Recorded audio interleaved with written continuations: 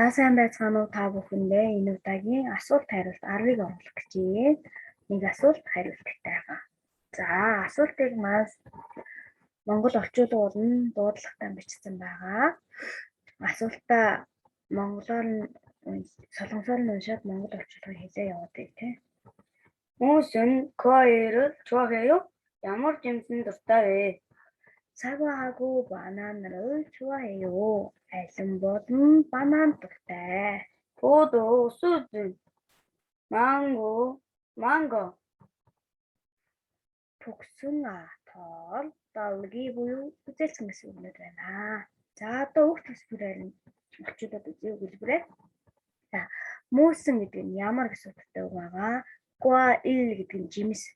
Тэгээд үл нөхцөлөө залгаад ямар жимсэн дуртай бичиж байгаа. 좋아해요 буюу дуртай вэ гэсэн. Тэгээ асуухаараа 좋아해요 гэж байгаамаа. За харин хариултан дээр нь сагва буюу алим. За хаагүй гэдэг нь болохоор дөрвөн байгаа холбох болон гэсэн монгол хэлний болон гэсэн үгтэй төгсөх холбох нөхцөлийн дөрвөн байгаа нэр үгийг холбодог. Алим болно. За банана, панана гэжтэй тий. Бананыг панана гэж уншдаг байгаа.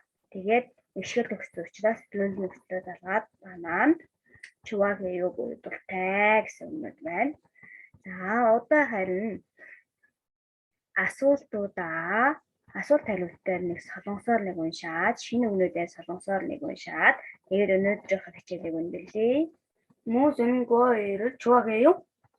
사과하고 바나나를 좋아해요. 포도, 망고, 복숭아, 딸기. 자, дараагийн хичээлээр уулзах түр баяртай баярлалаа.